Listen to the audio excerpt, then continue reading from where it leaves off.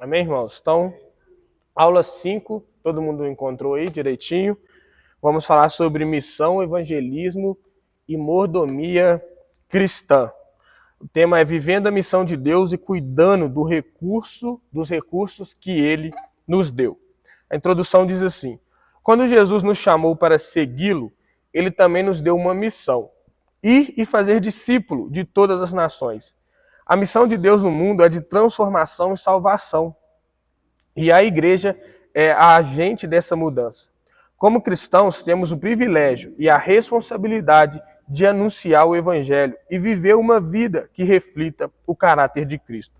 Além disso, somos mordomos dos recursos que Deus nos confiou, sejam eles materiais, espirituais ou temporais. A maneira como usamos nosso tempo, talento e bens deve refletir nossa fidelidade a Deus. Versículo-chave é Mateus 28:19, que diz: Ide, portanto, fazei discípulos de todas as nações, batizando-os em nome do Pai, do Filho e do Espírito Santo. Então, aqui é uma missão que Jesus deu para a igreja, para seus discípulos. Que missão é essa? A missão de fazer discípulos. Discípulo era algo da cultura de Jesus bem conhecido, né? Era algo comum. Hoje em dia a gente só tem essa nomenclatura no meio evangélico, mas de uma forma também que muitos de nós não entendem o que é realmente fazer um discípulo. Discípulo era alguém que acompanhava um mestre naquela época. Era alguém que caminhava com esse mestre para aprender sobre a vida com esse mestre. Então Jesus, ele era um mestre rabínico também, né? Um mestre do povo judeu. E os seus discípulos eram alunos. Então Jesus era um professor. Se a gente for caracterizar o que Jesus fazia, ele era um professor que ensinava as pessoas acerca do reino de Deus. Então, discípulos nada mais é do que esses alunos, pessoas que acompanham esse professor e aprendem o que esse professor está ensinando. E é interessante ressaltar esse versículo 19 de Mateus 28, porque ele fala muito sobre o que a gente vai estudar hoje, sobre a missão de Deus. Perceba que primeiro começa com o verbo id, né? E no original, o que essa palavra traz o sentido é enquanto você vai. Né? Muitas vezes a gente ouve alguns pastores pregando no sentido de você ter que sair de um lugar e ir até outro, como se Jesus estivesse falando isso. Vá nesse id. Não é isso que Jesus estava falando. Jesus estava basicamente falando, olha, Pedro, João, enquanto você está indo, enquanto você está vivendo a sua vida, enquanto o seu trabalho, um exemplo, te leva para tal cidade em uma viagem, enquanto a sua família te leva para outra cidade, pregue o evangelho, faça discípulos. Enquanto você está vivendo, faça discípulos. Não é para a gente sair de um lugar e ir até outro lugar fazer discípulos, o sentido desse texto. Mas é enquanto a gente vive a nossa vida, devemos fazer discípulos. É isso que Jesus queria e estava ensinando. E é interessante ressaltar, porque Jesus ele está sendo claro, façam discípulos. Ele não está mandando a gente fazer crente simplesmente que foi salvo. A ordem de Jesus não é pregue o evangelho, a pessoa aceita Jesus e aí você deixa ela se virar. Não é isso. A ordem é clara, façam discípulos. Como? Ensinando eles.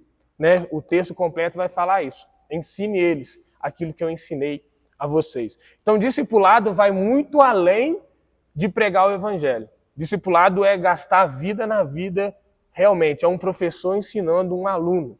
Não é a gente simplesmente pregar o evangelho, a pessoa aceita Jesus aqui e ela fica vindo à igreja. Não é isso o sentido de discipulado. Discipulado é, eu sento com aquela pessoa, ela vai aceitar Jesus e eu vou continuar acompanhando ela, vou continuar ensinando ela sobre os princípios do reino de Deus. Vou ter uma caminhada com ela longa, né? Aquele ditado popular, eu vou comer uns 10 quilos de sal com ela, né?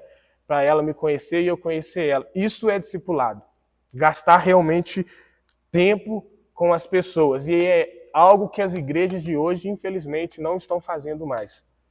Elas estão pregando o evangelho em seus cultos, as pessoas aceitam Jesus, ninguém acompanha essas pessoas e fica por isso mesmo. E a Bíblia nos mostra que não é assim. Devemos gastar tempo em fazer discípulos. E isso é trabalhoso. Porque percebe uma coisa, Jesus tinha uma multidão atrás dele. Ele só investiu em 12 pessoas.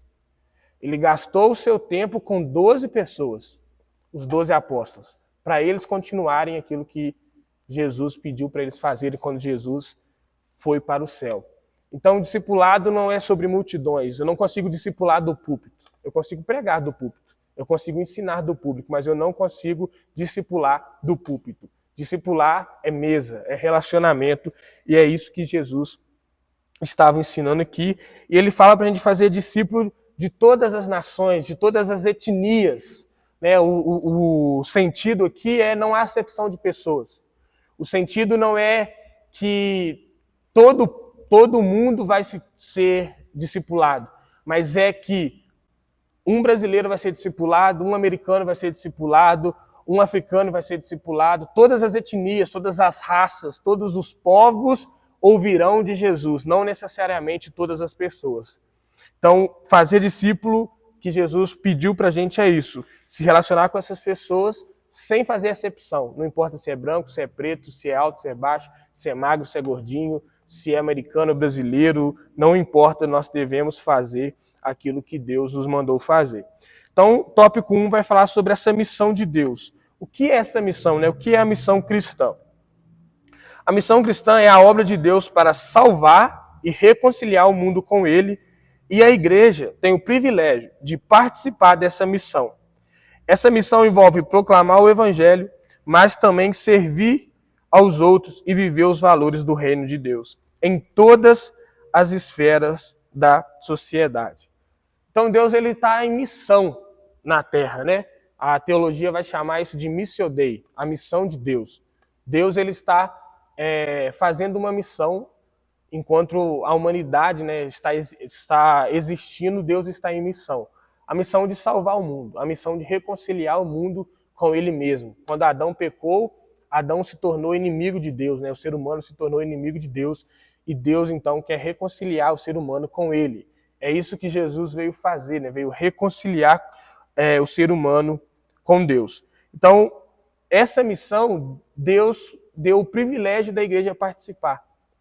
Da igreja ser esse agente de transformação, de proclamação do Evangelho para reconciliar as pessoas com Deus. E a gente faz isso, a gente honra a Deus e serve a Deus, proclamando o Evangelho e também servindo aos outros com os recursos que Deus nos deu, e é isso que a gente vai começar a ver. Então, a grande comissão. A missão cristã está diretamente ligada à grande comissão dada por Jesus aos seus discípulos.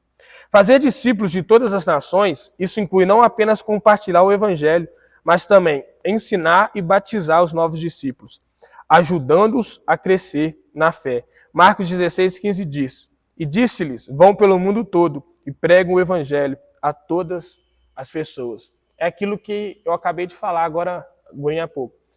A missão de Jesus que Ele nos deu na grande comissão é muito além de só proclamar o Evangelho, mas é discipular mesmo. É ensinar os valores do reino de Deus para outra pessoa. Nós aqui temos um longo período já de caminhada com Jesus, a maioria de nós, né? 5 anos, 10 anos, 20 anos com Jesus. Você conseguiria transmitir isso para uma pessoa em uma pregação? Tudo isso que Jesus trabalhou na sua vida? De forma nenhuma a gente consegue. Então, discipulado é muito além de proclamar o Evangelho, de pregar do púlpito. É realmente se relacionar, é realmente gastar tempo. A gente está sendo discipulado todos os dias por Jesus. A gente vai, com o passar do tempo, vendo coisas que a gente precisa melhorar, coisas que a gente precisa do aperfeiçoamento de Deus. Então, discipulado envolve isso, envolve relacionamento, envolve gastar tempo um com o outro, e a grande comissão fala acerca disso.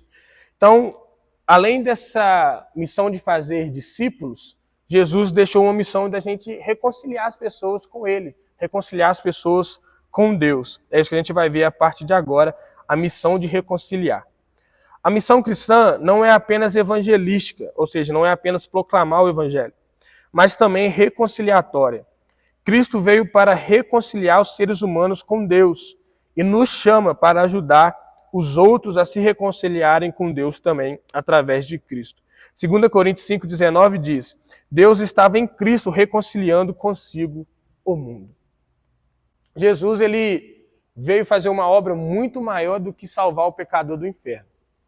Ele veio reconciliar o pecador com Deus.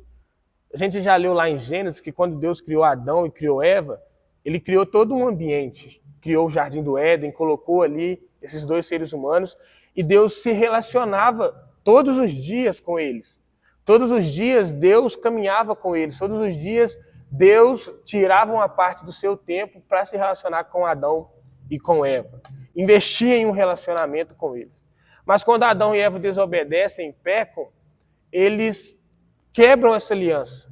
E a Bíblia vai falar que o ser humano, a partir dali, ele torna-se inimigo de Deus. Então, se antes a gente estava em paz, Deus se relacionando com a gente, quando o pecado entra, é como uma imagem de uma guerra mesmo. É como se os seres humanos fossem um exército e Deus fosse outro. E esses exércitos estavam em confronto, em guerra um contra os outros. Os seres humanos se tornaram inimigos de Deus. E aí Cristo vem para reconciliar isso. Cristo vem para arrumar isso, para fazer o ser humano ter paz novamente com Deus. Paulo vai falar isso em Romanos 5, no versículo 1. Agora, pois, justificados, temos paz com Deus. E a paz ali não é um sentimento, algo que a gente sente interiormente. Não é um sentimento de leveza ou de tranquilidade, é um estado mesmo. Antes, inimigos, agora em paz. Agora podemos nos relacionar com esse Deus, podemos entrar na presença desse Deus tranquilamente por causa do que Cristo fez. Então essa é a missão que Jesus veio fazer, reconciliar o ser humano com Deus. Por causa do pecado, o ser humano tinha se tornado inimigo de Deus. E aí, essa missão ela é também da igreja. Paulo vai falar isso, que ele recebeu o ministério da reconciliação. Não me lembro em qual carta ele fala isso, mas ele deixa isso claro. Ele mostra que o cristão tem essa missão de reconciliar os outros com Deus. Quando a gente prega, quando a gente ensina, quando a pessoa, por meio da nossa mensagem e do Espírito Santo agindo através de nós, se reconcilia com Deus, aceita Jesus, ela tem essa paz com Deus. Nós somos esse agente de reconciliação que Deus usou na vida dessa pessoa. E essa missão cabe a todos nós também. Como fazer isso? Mas como trabalhar isso? Como reconciliar o outro? É aí que entra o evangelismo, que é uma das maneiras de fazer, que é como anunciar as boas novas, como anunciar a boa notícia. Evangelismo é o ato de compartilhar as boas novas de Jesus Cristo com aqueles que ainda não o conhecem. Não se trata apenas de uma tarefa da igreja, mas de uma responsabilidade individual de cada cristão. Evangelismo é um estilo de vida. Com o passar dos anos, principalmente nesse último século, a gente ouve muito isso, né? A igreja marca uma programação de evangelismo. Vamos fazer evangelismo sábado, vamos fazer evangelismo na congregação.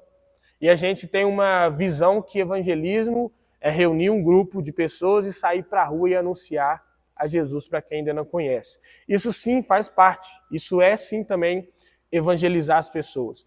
Mas evangelismo é muito mais do que isso, é um estilo de vida.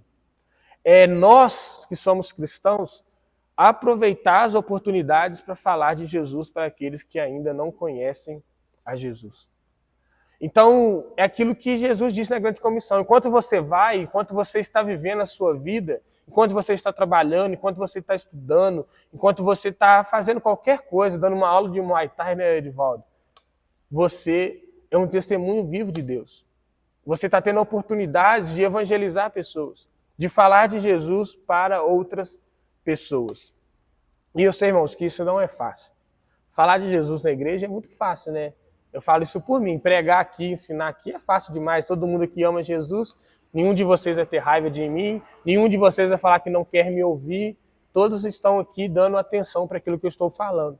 Mas evangelizar uma pessoa que você não sabe se ela tem fé, se você não sabe se ela vai querer ouvir sobre Jesus, é um pouco mais difícil. Muitas vezes o medo nos trava, a vergonha nos trava, mas a gente precisa vencer isso. Aprender a falar sobre Jesus. Não ser um crente chato, não é isso. Mas entender a hora certa. né, estar ligado no Espírito Santo para entender a hora que ele vai te dar um toque e falar, olha, fala de Jesus para essa pessoa. Aproveita essa oportunidade e fala de Jesus. Às vezes alguém vai vir chorar com você uma dor que está passando e você vai ter uma oportunidade de falar sobre Jesus para essa pessoa. Então, o evangelismo é isso, é um estilo de vida. Nós precisamos ser intencionais, gente. Uma palavra desse século é intencionalidade. Todos os coaches e pregadores têm falado sobre isso. Nós, cristãos, precisamos ser intencionais. Eu preciso intencionalmente furar a minha bolha religiosa. Eu preciso intencionalmente ter amigos que não são cristãos para poder falar de Jesus. Porque se a gente só andar com crente, que oportunidade a gente vai ter de falar de Jesus? Precisamos furar essa bolha que a gente cria quando a gente se torna crente. Alguém pregou por anos que o crente tem que andar só com crente. Não tem. Crente tem que ser crente, de verdade. E se ele for crente de verdade, ele é alguém apaixonado por Jesus, ele não vai trocar Jesus por causa de amizade. Nós precisamos ser intencionais, se relacionar com algumas pessoas e apresentar Jesus para essas pessoas. Furar, né, a nossa bolha. Então, sim, alguém aí que, a Kailane, o Gabriel, está na faculdade, vai lá naquela pessoa da sua sala que não é crente, faz uma amizade, conversa com essa pessoa e, com o tempo, anuncia Jesus para ela. No trabalho, né, a gente que trabalha aqui, se tiver alguém que não é crente, fura um pouquinho a sua bolha, vai lá, faz uma amizade, chama ele para tomar um café um dia, ela. A gente precisa ser intencional, fazer amizades e apresentar Jesus para essas pessoas. A gente precisa ser esse instrumento de Deus na vida das pessoas. Então, continuando, o evangelismo não se limita a pregações ou eventos especiais, mas deve ser um estilo de vida. O cristão vive como um testemunho do poder transformador de Cristo, compartilhando sua fé nas suas relações diárias, seja no trabalho, na escola, em casa ou em qualquer outro ambiente. Colossenses 4:6 diz: mas em todo tempo seja sua conversa agradável e cheia de graça, sabendo como responder a cada um. Então, Paulo aqui orientando aquela igreja sobre o cristão saber responder às pessoas, saber dar razão da sua fé, saber falar de Jesus para aqueles que ainda não conhecem a Ele. Como evangelizar, então? Primeiro, viver uma vida coerente com o Evangelho. O exemplo é uma das formas mais poderosas de evangelizar. O mundo precisa ver Cristo em nós. Isso é muito sério, gente. Exemplo. A gente precisa ser exemplo. Se você ler a carta de Romanos e ler o capítulo 2, você vai ver o esculacho que Paulo está dando naqueles judeus daquela igreja. Ele fala que o nome de Deus está sendo blasfemado entre as pessoas porque aqueles cristãos estão vivendo algo diferente do que eles pregam. Então, a consequência da gente falar que é de Jesus, pregar sobre Jesus, mas ter uma vida totalmente contrária ao que Jesus ensina, é que o nome de Deus é blasfemado. Pensa comigo, você é uma pessoa que está devendo as pessoas no comércio, você é uma pessoa que está traindo seu marido, sua esposa, você é uma pessoa que está mentindo e está na igreja falando de Jesus. Aí alguém descobre as coisas erradas que você faz. Você acha que ela vai olhar para você e vai pensar assim, eu quero servir esse Deus aí? De jeito nenhum, ela fala, esse Deus aí não existe. Esse Deus aí é um Deus falso, ou esse Deus aí é um Deus mentiroso. Então a gente corre esse risco de, se a gente não viver uma vida coerente com aquilo que Jesus quer, de blasfemar o nome de Deus para outras pessoas. As pessoas olharem para nós, ver o nosso modo de viver errado e falar, esse cara aí não é de Deus não, Deus não existe, esse Deus aí eu não quero servir. Não é que a gente não vai errar, você vai pecar, isso é normal. Infelizmente, nesse mundo isso é normal, a gente peca. Normal no sentido assim, né? Está em nós, a gente não gosta, a gente não quer, mas a gente acaba pecando. Mas nós não podemos escolher viver no pecado, é coisa totalmente diferente. Né? Nós não escolhemos viver uma vida errada. O pecado ele é um erro, né? Aqui a Bíblia diz, errar o alvo não pode ser uma escolha. Então, uma maneira de evangelizar é o exemplo. Às vezes no meio da sua família não tem nenhum cristão, mas eles vão ver o jeito de você agir e vão falar, eu quero conhecer mais desse Deus, quero conhecer mais sobre Jesus. E isso acontece, irmãos. Isso acontece. Uma segunda maneira é testemunhar a fé. Compartilhar com outros como Cristo mudou nossa vida. É algo que também tem sumido no nosso meio, né? Lá em Carangola tinha muito isso, testemunhos. Diariamente, num culto, e uma pessoa lá dá um testemunho da sua vida. Tem anos que eu não vejo isso acontecer no meio das igrejas. Eu acho que é um costume que, infelizmente, também está se perdendo. Mas compartilhar, olha, eu era assim sem Jesus. Sem Jesus eu usei droga, um exemplo. Sem Jesus eu traí. Sem Jesus minha família estava indo para o buraco. E aí Jesus veio e agora eu sou um homem decente, eu sou uma mulher decente, a minha família está abençoada. Então compartilhar com os outros o que Jesus fez na nossa vida. E talvez aquela pessoa vá olhar e falar, olha, se Jesus fez isso na vida desse cara, pode fazer na minha também. Então testemunhar a fé também é uma maneira de evangelizar, de ensinar sobre Jesus. Outra maneira é usar a palavra de Deus. A Bíblia é a autoridade que fundamenta o Evangelho e nos dá as palavras certas para compartilhar a verdade de Cristo. Essa semana eu estava na confraternização do trabalho com o Felipe e ele estava falando do discipulado que ele está fazendo com os adolescentes da igreja dele lá. E ele falando que eles leem 2 capítulos por semana junto, ele e 2 adolescentes no máximo. E ele falando comigo, Ângelo, a Bíblia é surreal, porque tem vezes que só a Bíblia já fala, só a Bíblia não, né? Só a Bíblia já fala com aquele adolescente o que ele precisa ouvir. Então, irmãos, a palavra de Deus é poderosa. Tem pessoas que se converteram só lendo a Bíblia. Ninguém pregou para eles. A pessoa decidiu ler a Bíblia e se converte. Inúmeros testemunhos de pessoas que eram católicas, pegaram a Bíblia para ler e se converteram. Conheceram a Jesus de uma forma mais profunda. A graça, né? Benção. Então, a palavra de Deus é o que Paulo fala, ela é o poder de Deus para a salvação de todo aquele que crê. Uma outra oportunidade é a oração. Pedir a Deus que nos dê oportunidade de compartilhar o Evangelho e abra os corações das pessoas. Então, ser intencional é isso. Eu tenho um amigo que não é crente, eu vou orar por ele. Senhor, toca no coração dele. Senhor, salva a vida dele. E, Senhor, me dá uma oportunidade de eu falar de Jesus para ele. Senhor, eu vou convidar ele domingo que vem, isso na segunda-feira, para ir lá no culto. Você vai orar segunda, terça, quarta, quinta, sexta, sábado, domingo e já vai fazer o convite para ele. Então, a oração é poderosa, irmãos. Nós, como cristãos, temos que acreditar na oração. A oração move o céu a nosso favor. 2 Coríntios 5,19 diz, e sendo vós reconciliados com Deus, tende o cuidado de anunciar a todos os outros, por meio de palavras e ações, o evangelho da paz. Olha Paulo mais uma vez falando, vocês já foram reconciliados, agora anunciem isso. Anunciem isso aos outros. Eu estava fazendo um estudo para o YouTube, e aí eu vi uma parte lá do estudo que eu estava fazendo que fala assim, receber o evangelho é como uma pessoa faminta que descobriu onde tem comida. E aí ela tem essa responsabilidade e esse senso dentro dela de ir contar aos outros famintos aonde também tem comida.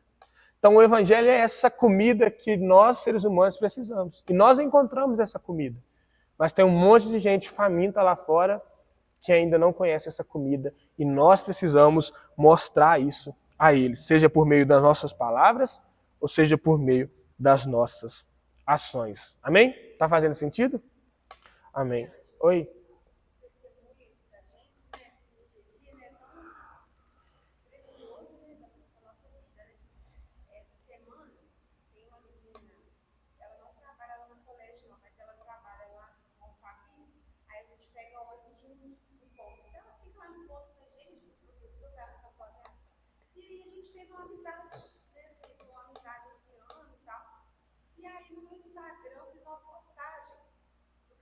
De oração, lembra que a gente teve essa aula aqui também?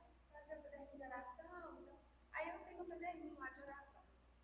Aí eu postei lá, falei assim, estou aqui, orando ao Senhor, pedindo direção para o ano de 2026 e tal, e escrevi lá.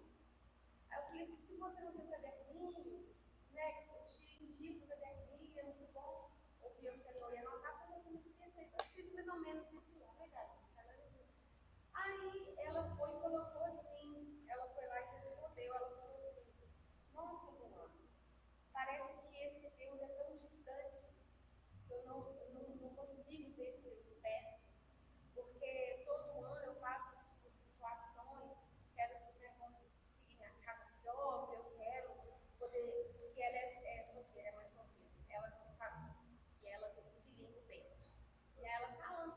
abriu o coração.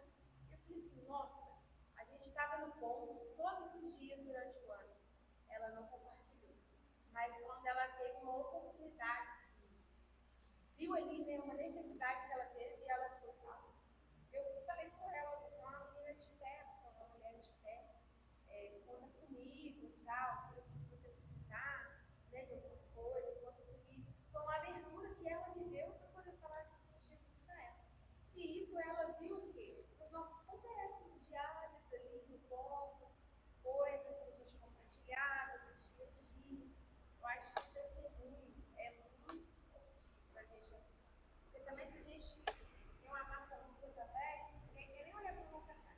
Eu falo que ela é uma escola cristã, né? O colégio batista cristão. E tem muita gente crente lá que infelizmente não vive, né, o evangelho de verdade.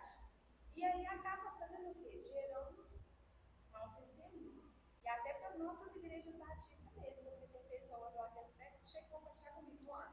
Eu não vou na igreja batista, não, olha só, se fulano de tal faz isso, está lá dentro, você não quer, não. Então isso acontece, isso é muito real mesmo. Isso é verdade. O testemunho vale muito. E a gente precisa aproveitar os meios que Deus nos dá. Olha só, uma postagem no Instagram rendeu um coração aberto e uma oportunidade.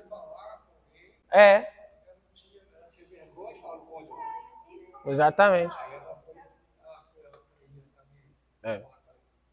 Verdade. Verdade. Uma outra coisa que a gente conversou também, eu e o Luana, foi agora no Natal. A gente vai passar na casa da irmã dela. A gente estava escolhendo os presentes. A gente falou, vamos ser intencional esse ano? Vamos dar algo da palavra de Deus? E a Luana comprou um devocional para as duas irmãs dela. Ele está sendo gravado, mas só vai ser postado depois do Natal, fica tranquilo. Então, assim, intencionalidade. A pessoa vai receber um devocional. Pode ser que ela não leia agora, mas pode ser que daqui 1, 2, 3 anos, passando por um momento difícil, a pessoa dá de cara com esse livro na escrivaninha lá e fala, vou ler. E Deus vai lá e faz a obra. Então, intencionalidade, testemunho, são meios de a gente expressar o amor de Deus. O terceiro tópico agora, a gente vai falar sobre mordomia cristã. Algo também, irmãos, bem interessante e algo que a gente tem que ter o cuidado de tratar com sabedoria. Mordomia cristã, cuidando dos recursos de Deus. Mordomia é o ato de administrar os bens e recursos que Deus nos confiou. Como cristãos, somos mordomos de tudo o que Deus nos dá. Tempo, talentos, dinheiro, saúde e até mesmo nossa própria vida. Deus espera que administremos esses recursos com sabedoria, integridade e fidelidade. Quem aí já viu alguma série antiga, daquelas de época, a Luana gosta muito, sabe que tinha um mordomo da casa, né? Aquele cara que era responsável por cuidar das coisas do dono. Lá na Inglaterra, até a roupa o mordomo vestia no camarada. O camarada não sabia botar nem o terno, né? Então ele era responsável por administrar os bens do seu senhor. E a Bíblia vai falar que nós somos mordomos de Deus. Confiança. Tudo que Deus criou é dele. Sim ou não? Vocês são de Deus. Olha aqui, eu estou sendo um mordomo de Deus, ensinando vocês aqui. Essa igreja, ela é de Deus. Até esse templo é de Deus, porque se Deus não tivesse criado a natureza, não tinha como construir esse templo desse jeito, entendeu? Então a Bíblia vai falar isso. Tudo, o ser humano, isso é interessante a gente pensar, o ser humano não tem capacidade para criar nada do nada. Ele só cria a partir de algo que Deus já criou. A tecnologia avançando é tudo a partir de algo que Deus já criou. Não é nada novo, não é só Deus que criou todas as coisas a partir do nada. O ser humano não tem essa capacidade. É uma capacidade só de Deus. Então nós somos mordomos daquilo que Deus nos confiou. E Deus nos confiou o tempo. Todo mundo aqui tem 24 horas no dia. Uns mais corridos, outros mais relaxados. Mas todo mundo tem 24 horas no dia. Uns dormem 6 horas por dia, outros, igual o Gabriel, dorme 12. Mas nós vamos chegar lá, né, Gabriel? Brincadeira. Tá nem dormindo, né? Então, tempo, talento, dinheiro, saúde.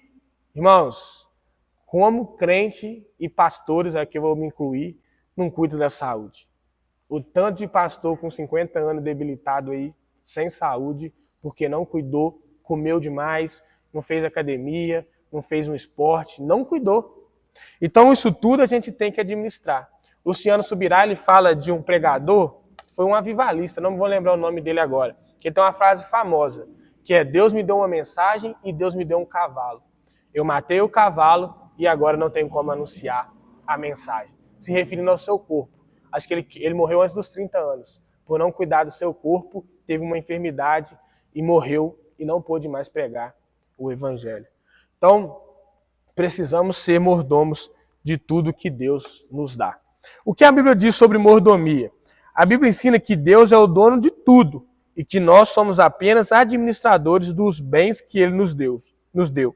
Salmo 24:1. Do Senhor é a terra e tudo que nela existe. Então tudo é de Deus. Nós somos de Deus. Tudo pertence a Deus. Mas Deus nos fez mordomos daquilo que é dele. Então a gente vai falar primeiro aí de um tópico: mordomia do tempo. O tempo é um dos maiores recursos que Deus nos deu. A maneira como o usamos deve refletir nossa prioridade em honrá-lo.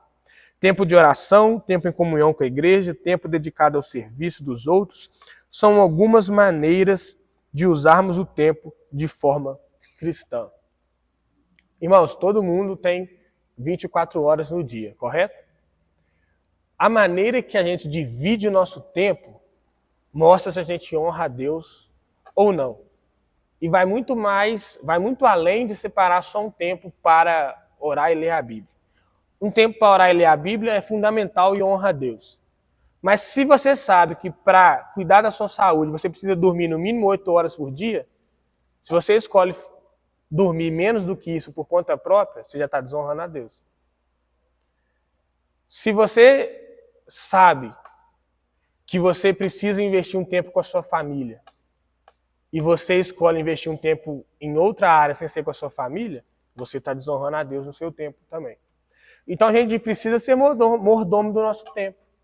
Né? Isso é algo que muitas pessoas falam.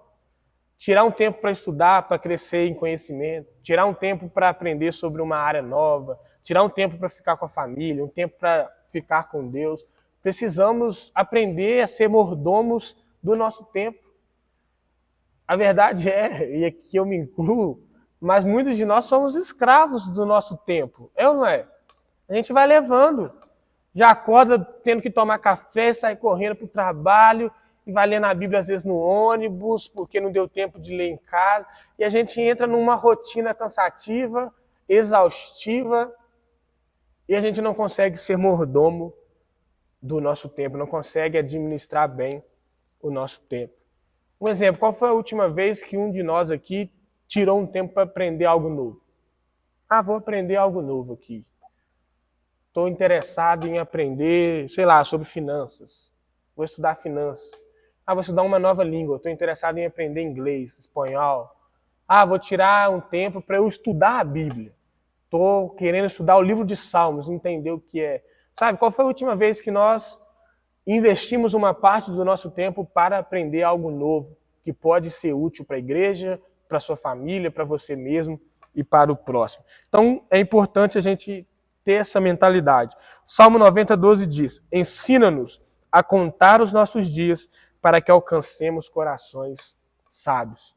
Gálatas também, se eu não me engano, vai dizer sobre Paulo pedindo a Deus para ensinar ele a remir o tempo, né, porque os dias eram maus. Então nós precisamos aprender a administrar o nosso tempo. Hoje em dia a gente gasta muito tempo, né? Um episódio de uma série é 50 minutos, aí você vê 1, 2, 3 e vai indo. Um filme é 2 horas. Para você sair de casa para o trabalho é 1 hora, 1h30, 2 horas, dependendo do lugar que você vai. Tudo está consumindo o nosso tempo. Nós precisamos ser bons administradores do tempo que Deus nos deu. Segundo ponto, mordomia dos talentos. Deus nos dá talentos ou dons espirituais para edificar a igreja e servir ao próximo. A mordomia desses talentos envolve descobrir e usar esses dons para glorificar a Deus e servir aos outros. Olha 1 Pedro 4:10. Cada um de vocês recebeu um dom para servir aos outros, administrando fielmente a graça de Deus em suas diversas formas. Cada um de nós tem um talento e tem um dom. Eu tenho o dom do ensino. Eu tenho o dom da palavra. O Senhor me deu esse dom de conseguir compartilhar a palavra com outras pessoas e as pessoas entenderem. Mas cada um de nós tem um dom. Um tem um dom de servir no sentido de ser hospitaleiro. Fala, é ou não é verdade, irmãos? Tem casa que você chega que é ser tratado igual rei. A pessoa sabe ser hospitaleira. A pessoa sabe te receber. A Luana é uma dessas pessoas. Se você um dia ter o privilégio de ir lá comer um fricassê lá em casa, que é o prato-chefe dela, você vai ver que você fica à vontade. Se você falar, tô com sede, aparece água. Pum! É um trem assim. Tem o dom de ser hospitaleiro.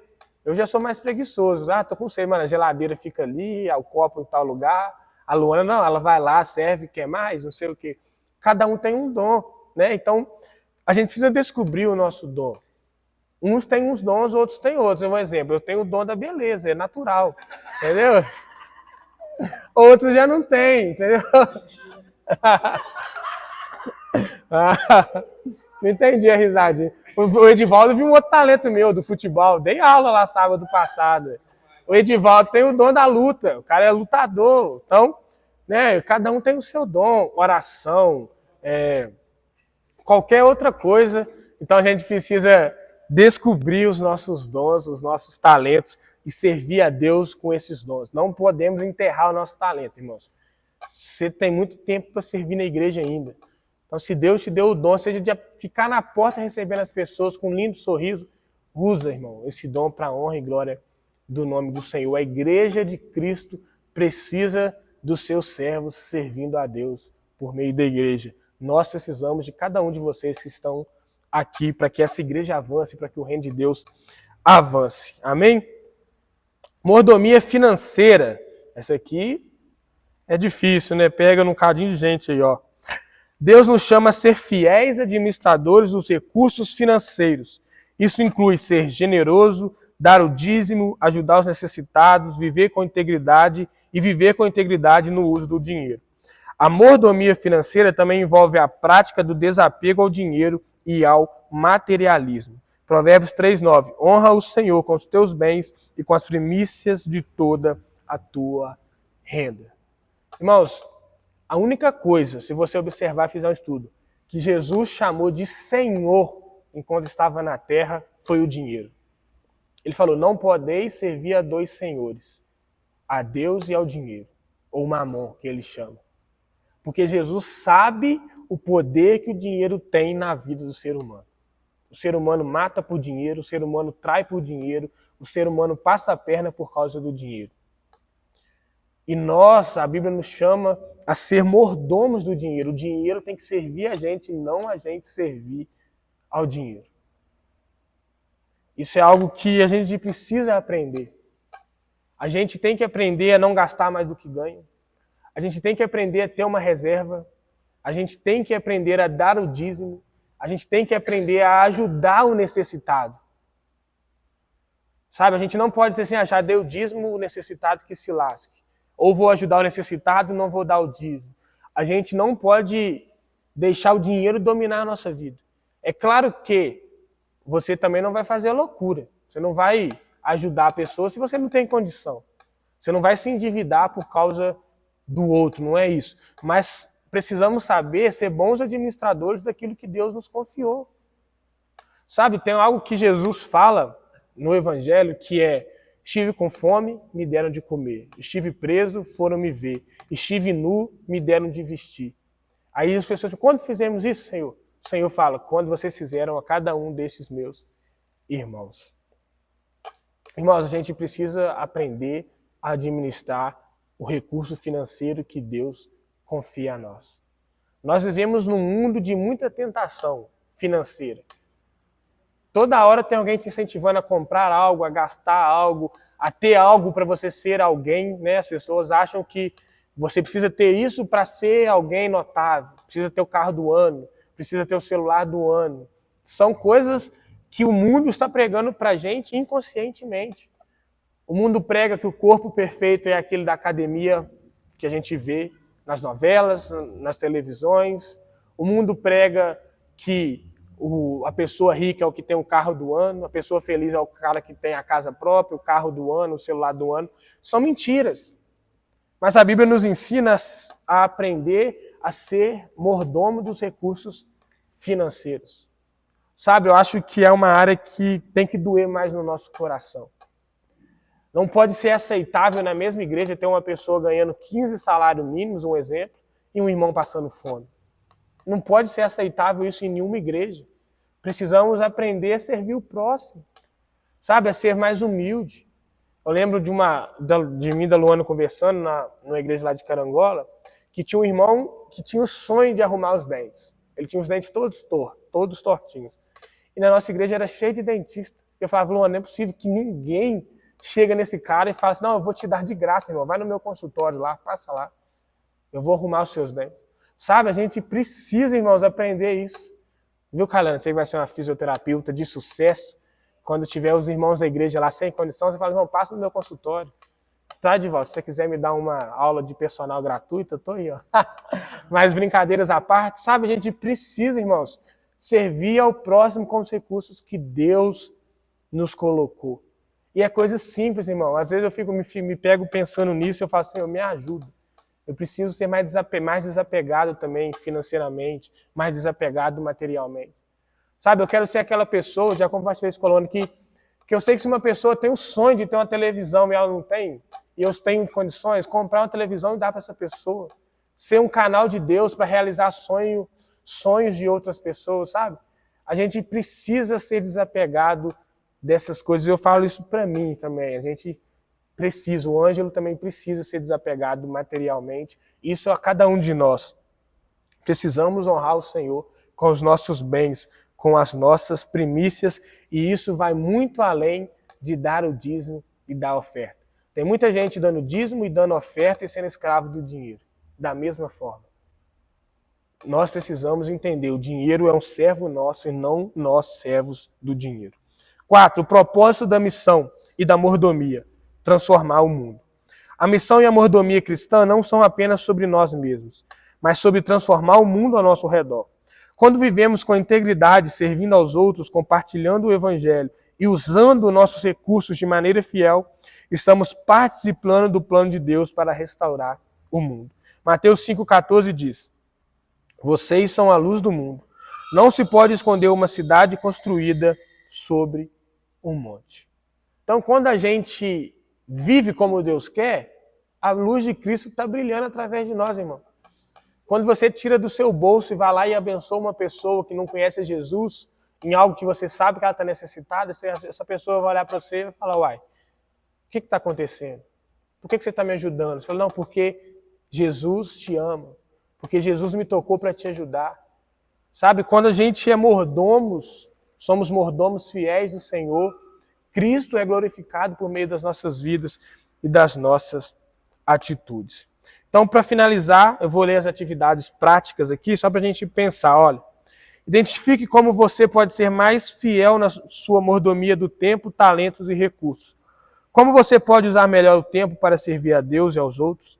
Quais dons você tem e como pode usá-los para edificar a igreja? Como você pode ser mais generoso com seus recursos? Segunda atividade prática. Ore pela missão da igreja e pelos evangelistas locais. Interceda por aqueles que estão indo para as nações ou para as comunidades vizinhas. Ore também por sabedoria para viver uma vida de mordomia fiel e generosa. Eu vou ler a conclusão e depois a gente tira um tempinho para essa atividade prática. Conclusão diz, Deus nos chamou para participar de sua missão no mundo, anunciando as boas novas e vivendo de maneira fiel aos seus princípios. A mordomia cristã não é apenas sobre nossas finanças ou talentos, mas envolve uma administração fiel de tudo o que Deus nos confiou. A missão de Deus não é apenas um trabalho de evangelistas ou líderes da igreja, mas é o chamado de cada cristão. Isaías 41:10 diz, o Senhor disse, eu sou o Senhor, estou com você para te capacitar a cumprir o que eu mesmo te chamei para fazer. Então, nós precisamos aprender isso. O Senhor quer que sejamos mordomos daquilo que Ele nos confiou. E o Senhor nos incluiu na missão dele, de reconciliar o mundo com ele mesmo por meio de Cristo. Então agora eu vou tirar aí 5 minutinhos para a gente refletir uns com os outros, igual a gente fez uma vez, sobre essas atividades práticas que estão aí no material de vocês. Como pode usar melhor o tempo para servir a Deus e os outros, quais dons você tem, como pode usá-los, como você pode ser mais generoso com seus recursos, e a atividade 2, onde fala de interceder por aqueles que estão indo para as nações ou para comunidades vizinhas, e orar também por sabedoria para viver uma vida de mordomia fiel e generosa. Então vamos tirar 5 minutinhos para a gente conversar uns com os outros acerca disso.